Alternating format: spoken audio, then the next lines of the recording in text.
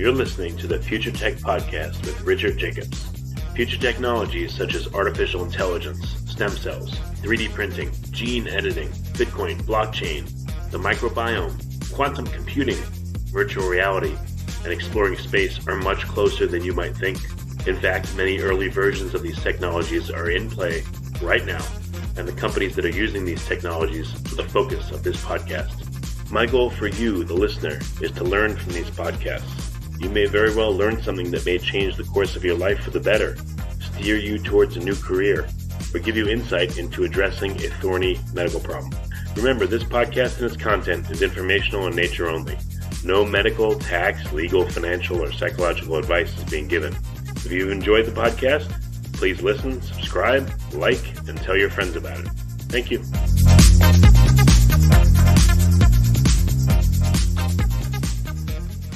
Hello, this is Richard Jacobs with the Future Tech and the Future Tech Health podcast. And I got a really surprising and very cool guest, Rebecca Jarvis. She's ABC News' Chief Business, Technology, and Economics Correspondent. And she's coming out, or has come out with a documentary called The Dropout, which is going to tell the story of Elizabeth Holmes, a college dropout who is the founder and CEO of Theranos, which has recently fallen into ruin for its apparently fraudulent practices. So Rebecca, thanks for coming. How you doing? Hey, Rich. It's great to talk to you. Thanks for having me. Yeah. So tell me about how did you first get a heads up on, suspicious things going on with Theranos and Elizabeth Holmes? What first brought the story to your attention? Well, it's interesting. So I work for ABC News, and for ABC News, I cover technology and business, and I also look at a lot of stories around consumers. And about 4 years ago, I was working on an investigation into the exploding cost of healthcare and the fact that healthcare costs, medical costs, are one of the top reasons people file for personal bankruptcy. And in the context of those investigations, I came across this company called Theranos, and it was being pitched to me at the time as the antidote, the way to save money on medical costs. The idea at the time was pitched to me as a way that you could go out and get blood tests for half the cost of what you'd find at your traditional laboratories. And there were a handful of people that were singing Theranos' praises, but when I would go back and say, okay, but show me an independent analyst that's talking about this company and corroborating this, it was really hard to find anyone to say that. So that's what initially piqued my interest. And then around that time, it started to be, this is late 2013, 2014, all of a sudden, it's inside of Walgreens. I'm hearing more about it, and I'm starting to see Elizabeth Holmes, the founder and CEO, who you mentioned is a Stanford dropout. She left Stanford at 19 years old. You're seeing all of these articles about her, and she's on the speaking circuit. She's at all of these conferences. And meantime, I'm reading that the valuation, her company is now worth nearly $10 billion. Forbes at the time was saying her personal net worth was $4.5 billion. Of course, that's on paper wealth based on the value of her company. But I just thought, it was one of those, okay, this is intriguing. And that's when we started looking more deeply into it, looking at her, looking at what she was promising, starting to dig around and talk to various people who were involved in the company. And we weren't really sure where it was going to take us at the time. And then as things started to unravel, that's where we started to see more and more and started to, we were always looking to speak to the different players. We spoke to a number of people who worked at the company and worked for her, and attorneys who are now suing her on behalf of investors who put millions of dollars in. But I think one of the things about this story that it might surprise some people is this idea that it wasn't just purely the ultra high net worth investors who put money in this company. Of course, if you're familiar with this story, you probably have heard names like the Waltons, that's the Walmart family. Rupert Murdoch put $125 million into the company. The DeVos family, now Education Secretary Betsy DeVos, her family put over $100 million in. Bob Kraft, anybody who's watching the Super Bowl is going to know the name Bob Kraft, the owner of the New England Patriots. he even had money in this company. But there were also people in Silicon Valley, for example, an executive assistant I spoke to, retired executive assistant, who got a tip just being out, living out in the valley, heard about this company. It was supposed to be the next Apple, and she put basically her life savings into the company with the hope that it really was that, the next Apple. Yeah. Well, a little bit of background on the story and the promise of Theranos for people that don't know. So what was the promise of the company and what were they selling? So the whole idea, and I've spoken to a number of people about this, including Avi Tevanian, who was Steve Jobs' right-hand guy at Apple, who was a very early member of Theranos' board. He left after a short span of time, and you can hear his story in more complete detail in the first episode of the Dropout podcast. But the promise of this was truly revolutionary. The idea was that the Theranos technology would allow you to walk into a Walgreens, for example, and get your blood tested without that venous draw, without having to go, poke around with a big needle in your arm and take a lot of blood out. Instead, they could take a few drops of blood from the tip of your finger, and they could run hundreds of blood tests on those few drops of blood. Now, if that had worked, it truly would have been a game changer. Anybody out there who's had their blood drawn the traditional way knows it is not a pleasant experience. No one enjoys it. Not to say that you would enjoy getting it done in the, Theranos way, but ultimately, if they had made this work, it would have made blood testing way easier, and you could imagine that it would have applications in everywhere from the doctor's office to the drugstore. There could have been military operations or military applications, rather. That was one of the things that she pitched. She, according to Walgreens, according to board members, according to a number of the people that we've spoken to, she suggested along the way that this was already in use in the battlefield in Afghanistan, which we now know is not the case. It's funny. I swear I didn't deliberately do this, but I went to a lab today to have my blood drawn, and I did like a whole bunch of tests. It took 8 tubes out of me, not just a few drops. So right. Again, I didn't plan on doing this, but it's funny that I did it today. So like the idea, right, of a few drops of blood from your finger is a heck of a lot better than that. And absolutely. And not a knock on the nurses, the phlebotomists, who are the ones who are generally speaking drawing the blood. They do as much as they can in most cases to try to make it as pain-free as possible. But the act of putting a relatively large needle into your vein is not a pleasant experience. Yeah. So that was the promise of Theranos. So it got as far as Walgreens actually having taking people's blood in Walgreens and testing it there, or like how far did this get, and what was the impact upon people? Between 2013 and 2015, Theranos had rolled out these Theranos wellness centers in 41 Walgreens in Arizona and California. And we speak to a number of patients who went to Walgreens to get the Theranos test. And in one case, for example, there's a woman named Sherry Ackert in Phoenix, Arizona, who went to her neighborhood Walgreens. She went in, she was a breast cancer survivor. She was breast cancer free, but getting her blood checked regularly. Anybody who's had cancer understands this. You continuously go and you get your blood tested. So she goes in for a routine blood test. She decides, I'm going to check out this new Theranos thing. It sounds kind of cool. She goes in, she gets her results back. And what do they say? Her results suggest that her estrogen levels are that of a 35-year-old. Now, what does that mean? What it essentially means is that she believes, and her doctor believes, that there could be a tumor growing inside of her, a recurrence of cancer. And it's only after her doctor recommends that she goes to a new laboratory and get her blood tested again that she learns that, in fact, the Theranos test was entirely wrong. It was hundreds of points off, and that she does not have a cancer recurrence. So imagine and ultimately, this is, a fast forward to the Theranos story, but down the road, Theranos ultimately had to void tens of thousands of tests because they were inaccurate. So people like Sherry Ackert show how this really impacted real people. And there are people we've spoken to who thought they might have diabetes, who got misinformation around that. So it had a very real cost on patients and people, in addition to the fact that the investor class who put in more than $1 billion over the course of Theranos' history and lost everything that they put in, it had an impact that I think a lot of people would say, wow, like that human toll is even more significant in some ways than the monetary toll. Yeah, that's horrible because there's false positives, false negatives. There could have been people out there, I don't know, maybe there were people out there that should have gotten treatment and didn't, and who knows what happened to them as a result, or vice versa. Right.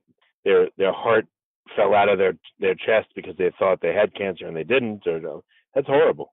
Right. And there were people, so we've spoken to a number of different doctors about this. There are, and I'm not a doctor, so this is not my language, but there were, for example, blood tests that showed people either needed more or less blood thinner in their system. And we spoke to doctors who said that actually can be a life or death question if you are making choices about whether to take a blood thinner or not to take a blood thinner as a result of these tests. Sheesh, that's crazy. So there was a book out, Bad Blood, by, I believe, Yep. John Carreyrou. How did that coincide with your investigation? Have you spoken to him, and have you guys worked together? How does that figure in? So John is both a source and a source of inspiration on this story. He and I spoke.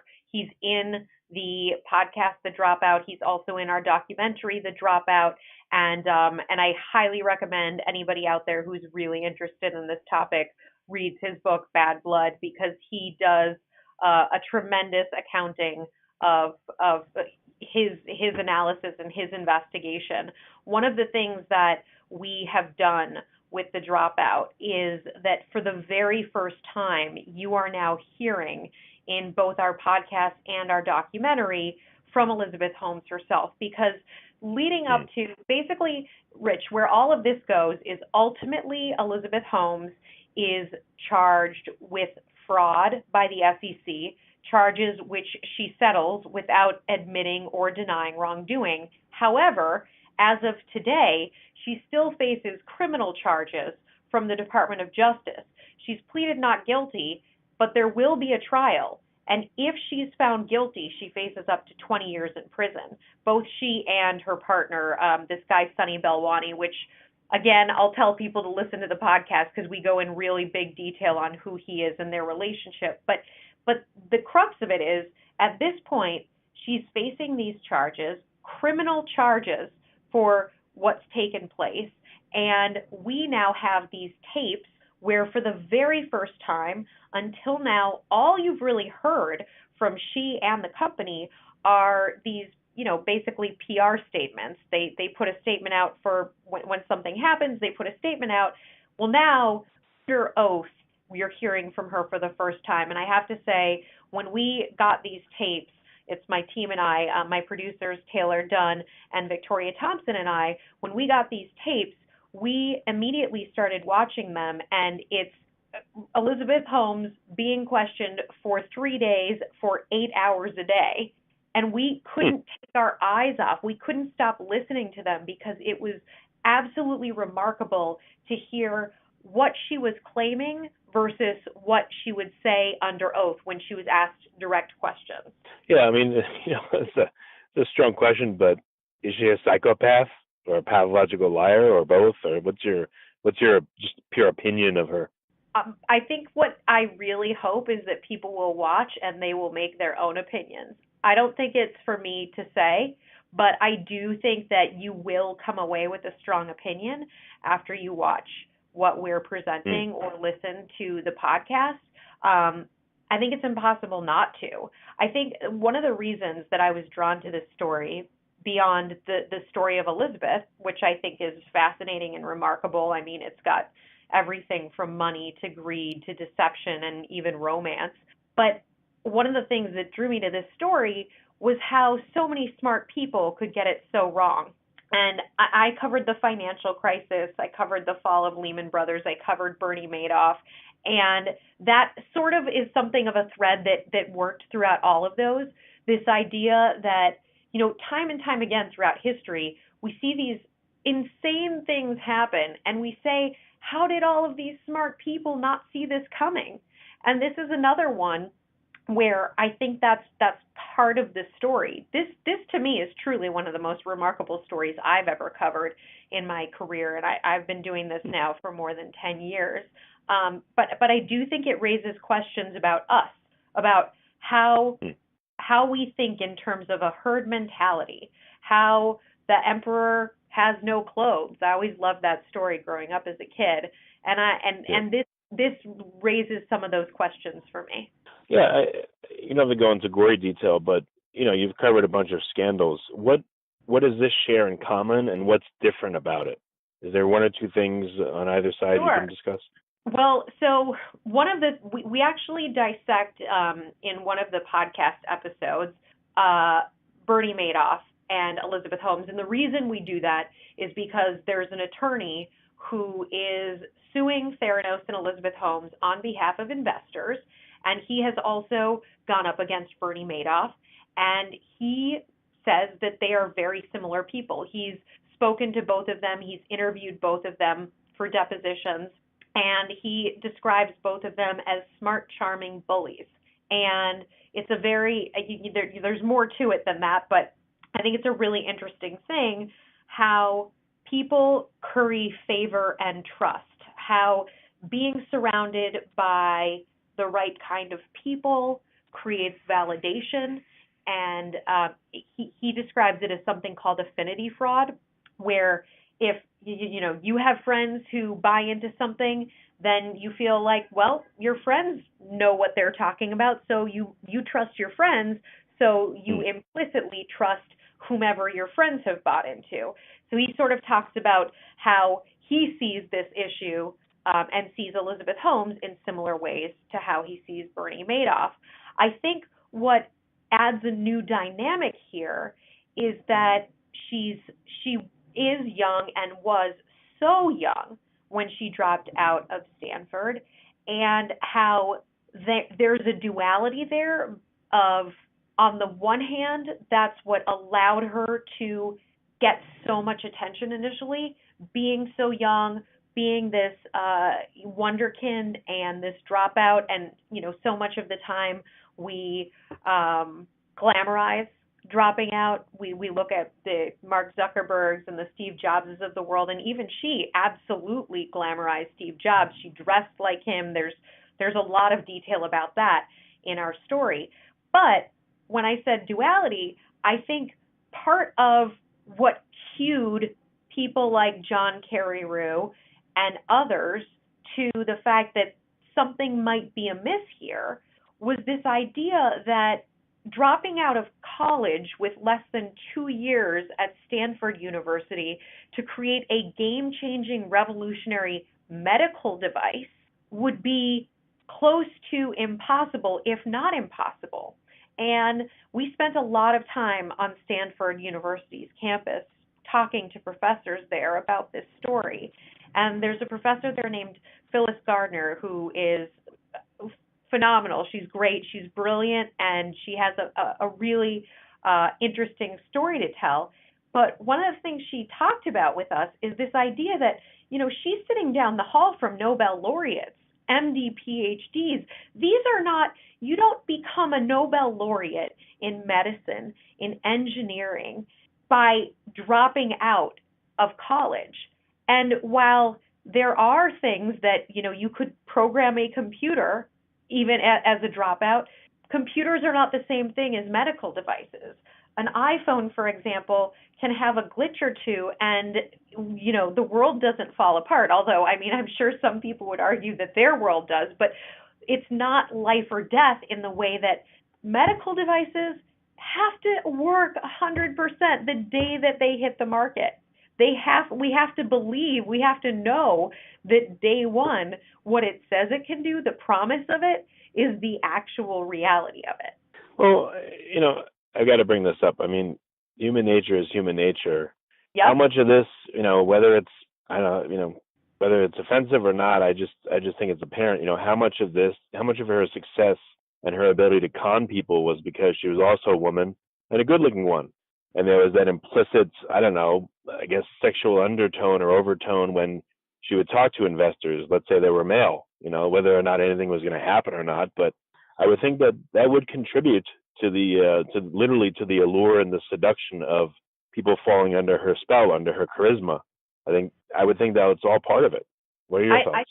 Well, I think you have to watch the story as it unfolds. I mean, she did not have a female on her board. That's something that came up even when she was doing panels and getting a lot of positive attention. It would come up in the panels. You're a woman. You've started a company. Where are the other women on your board? Kara Swisher, I'm not sure if everyone in your audience is familiar with Kara, but Kara is, she started Recode. She writes for the New York Times, and this is something that she and I talk about, the makeup of the board and what actually was happening behind the scenes. One thing I can tell you is that from the depositions, it's very clear that former Secretary of State George Shultz, who was a member of the Theranos board, was a very active recruiter of other individuals to be on her board, which ultimately became this who's who of government heavyweights. Henry Kissinger was on the board. James Mattis, Marine Corps General James Mattis, retired Marine Corps General James Mattis, who is now President Trump's former Secretary of Defense, was on the board prior to joining the Trump administration.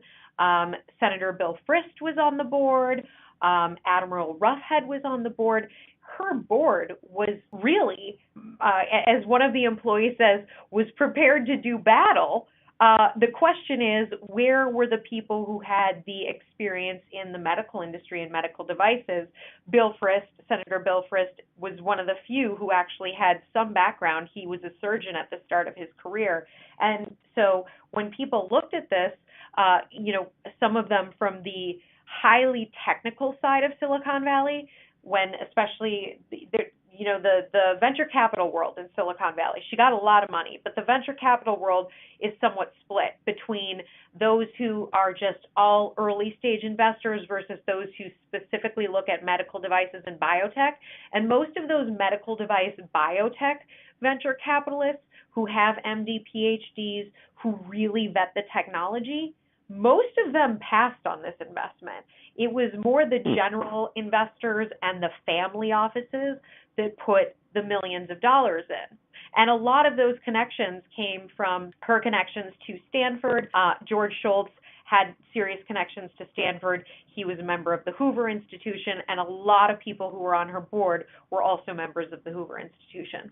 Was there a particular investor that caused an avalanche of other investors to come on board, or was it just a slow accumulation of these powerful people investing, and that just attracted more?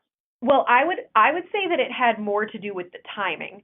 So most of the really big investors, so she left Stanford years before most of the big investors came on. She started Theranos 2003, 2004 timeframe, but the big investors really got on board in the 2013 to 2015 space. And what helped bring them on board were two things: the board of directors, which had really come together at that point. Then you had the Kissingers and the George Shultzes of the world on the board. But the other really big game-changing thing was Walgreens.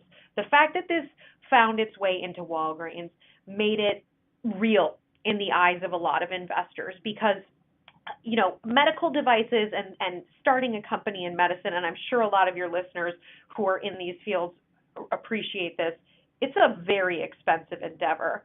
And it takes a lot of time to get from concept to being out in the mainstream, to go from stealth mode to the main stage.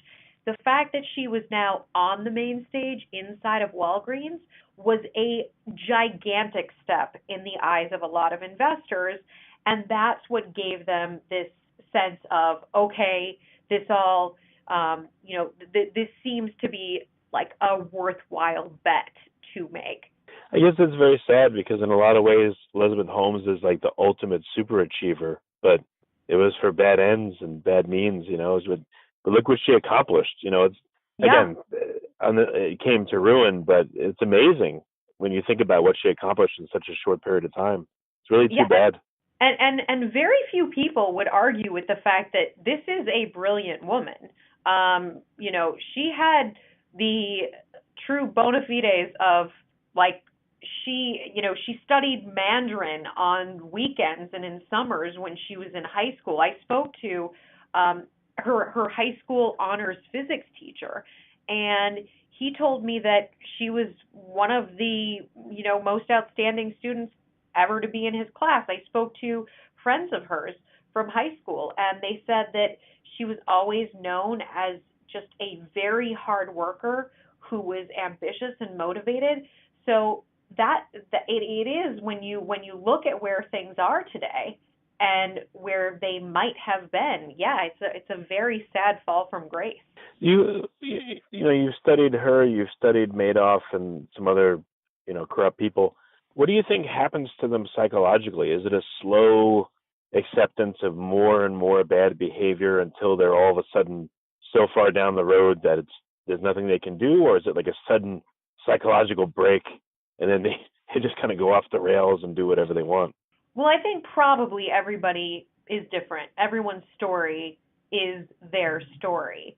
And without explicitly saying anything about her, because I'm not a psychologist or a psychiatrist in any way, I do think that it is, you can see how somebody who is incredibly driven and motivated, having looked at all of these incredibly driven and motivated people over the course of my career, the idea that the ends justifies the means, that's something we get into around the ethos of Silicon Valley and this fake it till you make it mentality, where, and it's interesting, we talked to a person in one of our podcasts, in one of the episodes of the podcast, who was hired by Walgreens to vet Theranos as an opportunity for Walgreens. And he has this quote that stands out in my mind. He's talking about Silicon Valley, and he says, you can literally breathe the air out here and you're ready to fake it till you make it. And I do think that there is some of that where I interview founders all the time about their companies and what they've accomplished, and most of them, you speak to them after they've accomplished something. And a lot of them will say that there's this sort of moment before they break through where it's this question that's up in the air. Are we going to make it? Are we not going to make it? But you have to just keep pushing forward. Now, in those cases, they're not dealing with, medical device companies. In most of those cases, it's a website or it's a consumer product, and they're not putting something on the market that they think is a danger. But there is that sort of moment where they push, where they have to. I mean, look at Steve Jobs. Look at Apple. Look at Facebook. Look at all of the companies that consumers deal with all the time these days. With new product launches, with everything. Everything is, for the most part, right up until launch day, there's that question of, are we going to get there? Are we going to get there? And I think that is it's part of the conversation in the podcast. It's part of the question that we leave people asking, listeners asking, about how we look at technology, because whether or not today the stakes are getting higher and higher when it comes to technology. A self-driving car, for example, a self-driving car that is on the market that is not ready has a much greater potential to do harm and lots of it than some other technologies. And we're at this moment now in time where a lot of the technology that's being developed around us, if it's not ready for the main stage, it could actually be very destructive. And even the things that are ready for the main stage are. So I'm hoping that we're raising those questions as well, because I think it's an interesting and important conversation to have right now. And of the scandals you've covered, do you think that they don't seem to have much effect. They seem to maybe affect the climate for a brief period of time, and then everything goes back to normal. Do we ever learn our lesson? I don't know. Do we? I mean, I think as somebody who's also covered the stock market for many years and the ups and the downs, there is a thing. It's called human nature. And even though we go back to history, we have a natural inclination as humans to always think this time it must be different. It's kind of like, I covered the financial crisis and people were pulling their money out of the market at the very bottom because people were so worried and they were afraid that all of their money would be gone. Well, guess what? The people who stuck it out, who didn't pull their money out, had made it back and then some within 3 years. But those who pulled their retirement out of the market at the worst moment in the financial crisis lost at least half of what they had half of their net worth. And yet every time we have another blip, every time things get to another point of unsteadiness in the stock market, people are always coming to me and saying, do I sell it all? What do I do? And it's so hard. You have to fight. In many of these ways, you have to fight your own nature. I also think, though, in this case, to me, one of the big lessons, a takeaway is just ask questions. If you are faced with something that either sounds too good to be true or has various components to it that just don't make sense. One of the things that Theranos did along the way is they consistently, when people would ask about the technology, how does it work, explain it to me, can I see it? Their argument was always that it was a trade secret and therefore they couldn't share it. And that worked for them because a lot of people sort of left it alone at that point. A lot of journalists left it alone and a lot of the public left it alone. And I think that the lesson for me as a journalist, but I think the lesson for all of us is you have to always ask questions. The people who ask the questions and don't stop until the answers are actually making sense are the ones who get it right. That happened in the financial crisis. That happens throughout history. So I think it's worth considering. Yeah, it's funny. A joke comes into my mind. I don't know what the punchline is, but Madoff and Holmes walk into a bar is the start of it. But I actually thought as you were talking, it'd be interesting to have those two talk at some point. If they end up being both in prison, I wonder what they would say to each other. It's just a thought that crossed my mind. But that conversation. Yeah. When you look at the, in the book Bad Blood, it seemed like, Theranos and Holmes, they were vicious. They went after people with every means necessary. I mean, legally, and they intimidated them. And just, did you find it hard to talk to people that were involved with the whole situation? Did Carrie Rue's book open the doors? Did it relax everyone where they would talk to you? Or are people still afraid? I mean, what did you encounter when you try to talk to people? People are still afraid. There are still some. I shouldn't say everyone, but there are still some who are. We were doing an interview in LA with a group. They're called Chiat Day. They were the ad agency that did the Think Different and Apple's 1984 campaign. And when Theranos was preparing to go into Walgreens, Elizabeth Holmes, who I mentioned earlier, was really, really interested in Steve Jobs and dressed like him and wanted to craft her technology to look like his. She hired this company, Chiat Day. And we were sitting this is now about 6 months ago, we were sitting in a room doing this interview with the two guys who had worked with Elizabeth, or two of the guys who had worked with Elizabeth, and Sunny Belwani and Theranos on this new campaign, the ad campaign. And they sat across from me, and these two guys from the ad agency said they were looking at the door to see if someone was going to run in, like if the cops were going to come in or they were waiting. They were on the edge of their seat feeling like something could happen here. We're still not fully sure what we were dealing with, and we still aren't totally clear whether it's okay to talk about this or not. Yeah, that's crazy. Yeah. Well, so the podcast, can you give the name again? Let's give some resources for listeners because, there's such intrigue about this. I'm sure they want to learn more. So there's the book Bad Blood by John Carreyrou, and then what have you been working on? What's out? You said a podcast called The Dropout. Tell people where they can find it. So the podcast is called The Dropout. It is available now wherever you get your podcasts, wherever you listen, whether it's Apple or Spotify, you can find it there. If you enjoy what you're hearing, we would love it if you would subscribe, leave us a review. You can find me. I post all of this stuff on social media, and I am at Rebecca Jarvis everywhere. Twitter, Facebook, Instagram, at Rebecca Jarvis, RebeccaJarvis. And we will also have the video documentary that's coming out very soon. And if you want to watch a short preview of that video documentary, you can go to abcnews.com, and we have that. It was on Nightline, and you can watch that because there's a video version as well. Okay. And then, I'm sure you can't say what, but any other juicy scandals that you're looking into at the moment that are building? Wouldn't you like to know? There are actually, I will say this, going through the process of doing this project,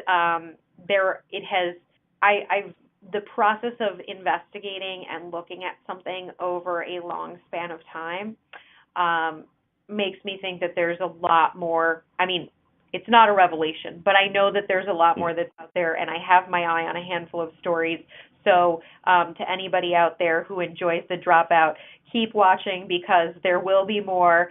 And even with The Dropout, even with this story, it's amazing to me how many people have come out of the woodwork since we started this, just sharing the podcast. I've already been contacted by a number of people. So if you're out there and you are connected to this story, feel free to reach out to me because there's always the chance that we would do some sort of update or an interview in the future to update listeners and viewers because we know how interested people are in this remarkable story. Okay. And what's the best way for people to reach out to you specifically? People can reach me on Twitter. That's a great way, at Rebecca Jarvis, or on Instagram, at Rebecca Jarvis. But I think Twitter's easy. You just tell me who you are, and we vet you. So I don't just take your word for it. I'll need some background checks to make sure that you're legit. But I'm happy to chat. Okay. Well, that's great. Well, this is a fascinating story, and I'm really glad that you've done this work to give it life and to talk more about it. And sure. Thanks for coming on the podcast. This has been super interesting. Great. I'm so glad you're interested, Rich, and I hope you'll listen to The Dropout, and I'll be listening more to what you've got. We really appreciate you taking the time to chat. All right, hold on a second.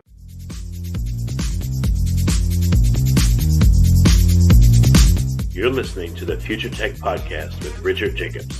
Future technologies such as artificial intelligence, stem cells, 3D printing, gene editing, Bitcoin, blockchain, the microbiome, quantum computing, virtual reality, and exploring space are much closer than you might think. In fact, many early versions of these technologies are in play right now, and the companies that are using these technologies are the focus of this podcast. My goal for you, the listener, is to learn from these podcasts. You may very well learn something that may change the course of your life for the better, steer you towards a new career, or give you insight into addressing a thorny medical problem. Remember, this podcast and its content is informational in nature only. No medical, tax, legal, financial, or psychological advice is being given. If you've enjoyed the podcast, please listen, subscribe, like, and tell your friends about it. Thank you.